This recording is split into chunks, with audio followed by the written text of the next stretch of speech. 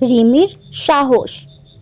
সন্ধ্যা, বাড়ির উঠোনে তুলসী গাছ, তার সামনে প্রদীপ জ্বলছে। রিমি চুপচাপ দাঁড়িয়ে কিছু ভাবছে। কি ভাবছে রিমি? সে তখন থেকে দাঁড়িয়ে আছে আর কিছু মনে করছে, কিছু একটা। এর মধ্যেই রিমির মা। মেয়ে, কি রে মা, তোর মুখটা এত গম্ভীর কেন? তখন থেকে দেখছি তুই দাঁড়িয়ে কি ভাবছিস। ঘরে চল, এখনই ছেলে ফিরবে। মন খারাপ কেন? কি হয়েছে আমাকে খুলে বল। মা, আমি একটা কথা বলবো, তুমি রাগ করবে না তো? আগে বলো, তাহলেই বলবো। আগে বল, তারপরে রাগ করবো কি না ভাববো। কি নিয়ে এত ফিস ফিস চলছে মা মেয়ের মধ্যে? হ্যাঁ, আমারে একটু বলো শুনি। কি নিয়ে এত আলোচনা তোমরা করছো?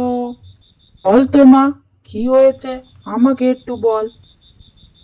বাবা, আমি আবারও পড়াশোনা শুরু করতে চাই। আমি নিজেই কিছু একটা করতে চাই, নিজের একটা কোনো চাকরি, না হলে আমি ব্যবসা করতে চাই। কিন্তু আমি নিজেই কিছু করব, আমাকে একটু তোমরা সাহায্য করো, এটাই। আর খুব দুশ্চিন্তা আমি করছি, এটাই ভাবছি। তোমরা যদি আমার সাথে থাকো তাহলে আমি অবশ্যই জয়ী হব। হুম, বিয়ে হয়ে গেছে, সংসার আছে, মেয়ে আছে, এইসব সামলে কি তুই পারবি? হ্যাঁ, এগুলো তো ভাবতে হবে রে। হ্যাঁ, সংসার আছে, সংসারটাও তো একটা বড় দায়িত্ব রে। ওটাকে তো আগে সামলাতে হয়। সংসার সামলেই সবটা করব বাবা, তুমি শুধু আমাকে একটু সাপোর্ট করো। আমি সব পারবো, আমি সব পারবো। আমার সব সব স্বপ্ন এখনো আছে, আমি স্বপ্নগুলো হারিয়ে দিতে পারি না বাবা। আমার অনেক স্বপ্ন, আমি স্বপ্নটা শেষ করতে চাই না। স্বপ্নটা শেষ হয়ে যেতে দিও না, দিও না। তারপরেও কিছু সময় ধরে রিমি তার মা আর বাবাকে বুঝিয়েই চলেছে যে তার স্বপ্নটা কত বড়। সে তার স্বপ্নের কাছে ছুঁতে পারবে, শুধু তার সাপোর্টের প্রয়োজন। অনেক তাদের বোঝানোর সফল হবে এই মুহূর্তেই তার বর। ঠিক তখনই তার বর অরিজিৎ ঘরে প্রবেশ করে আর সেও কিছু শুনতে পায় আলোচনার বিষয়ে। মা বাবার কথা মধ্যে অরিজিৎ সেই মুহূর্তে এসে উপস্থিত। ওদের মধ্যে এত কি নিয়ে আলোচনা? তখন থেকে শুনতে পাচ্ছি, আমাকে তো কিছু বলো। মুহূর্তে কারো মুখে কোনো কথা নেই, নীরব শান্ত। এই মধ্যে আর বউ আবার পড়তে চায়, অনেক স্বপ্ন, স্কুল যেতে চাইছে। সে কি ব্যাপার? এটা তো ভালো কথা, আমার শুনে তো খুব ভালোই লাগলো। ছেলে পাগল হয়ে গেছে রে। মধ্যেই বাবা বলে উঠলেন, তুমি বাবা কি কথা বলছো? সংসারের দায়িত্ব বলেও তো একটা কথা আছে। হ্যাঁ, ছেলের হাসি দেখে বাবা অবাক হয়ে গেলেন। এ কি অবস্থা! পরিবেশটা যেন হঠাৎ থমকে গেল, স্তব্ধ। কারো মুখে কোনো শব্দ নেই।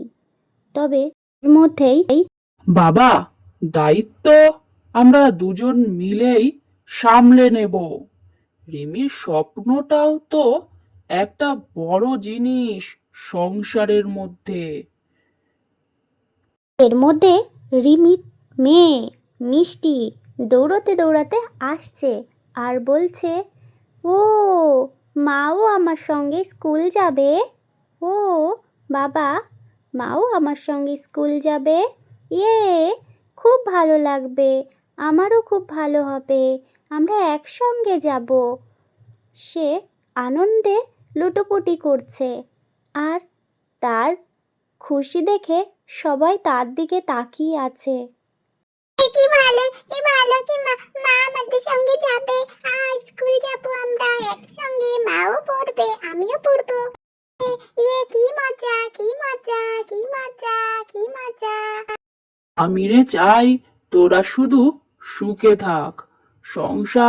সংসারে অনেক দায়িত্ব। তোরা যদি পারিস তাহলে আমরা কেন পারবো না? আমার তো তোদেরকে নিয়েই চিন্তা।